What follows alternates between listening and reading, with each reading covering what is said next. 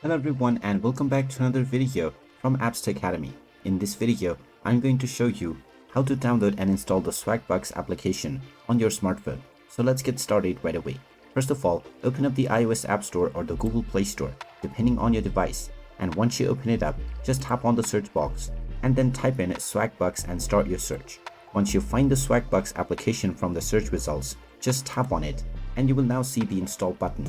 Tap on the install button and this will now begin the download and installation of the Swagbucks application on your device right away. Just wait for a while until the installation is completed. And when you see the open button, you can tap on it to open up the app. And once the app is opened up, you can proceed forward with logging in to your existing account or signing up to create a new one in order to start using the Swagbucks app on your smartphone right away. And there you have it. That is how easy it is to download and install the Swagbucks application on your smartphone.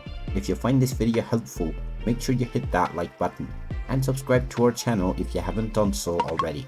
Also ring that notification bell to never miss another update from us. Thank you for watching and I will see you again in the next video.